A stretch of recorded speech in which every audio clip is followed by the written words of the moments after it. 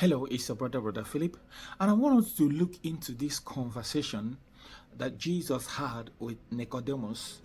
Many people, I have seen people give testimonies that how they died and went to heaven and came back. That testimony, in as much as it sounds good, we should try and identify the one that is in coma. You were in coma and God showed you a revelation, or you were in a trance and the Spirit of God showed you glimpse of heaven. But dying, going to hell or to hellfire and coming back, that testimony, it is somehow, because if you look into the scripture, you will notice that the rich man and the Lazarus, when they died, the story was different.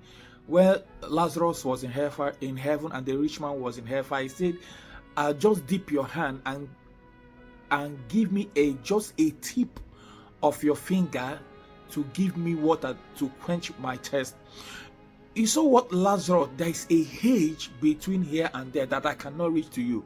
Now look at what Jesus said unto Nicodemus. He said, verily, verily, I say unto thee, we speak that we do know, and testify that we have seen. I say, and ye receive not our witness. He said, if I told you earthly things, and ye believe not, how shall ye believe if I tell you of heavenly things? He said, and no man had ascended up to heaven, but he that came down from heaven, even the Son of Man which is in heaven. If this testimony of dying and going to hellfire and going to heaven, and God showed you everything and brought you back to life, it is somehow, because it almost contradicts the scripture.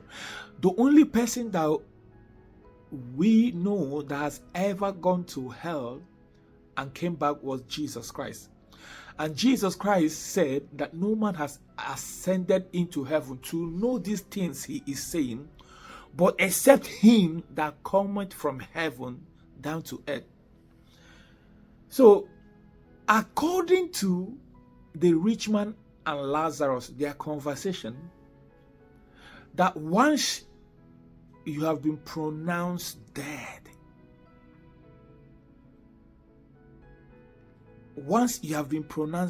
you can come back to life through miracle.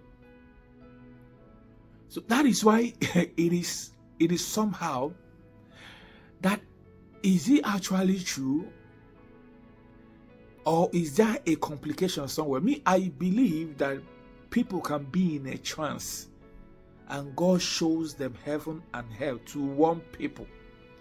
People can temporarily be in coma and God reveals and shows them these things.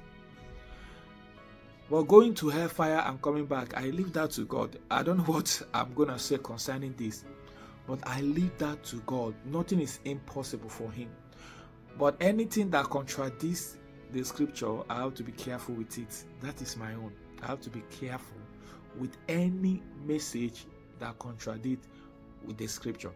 So what am I saying? What is your opinion concerning this particular testimony? What are your opinions? What can you say about this?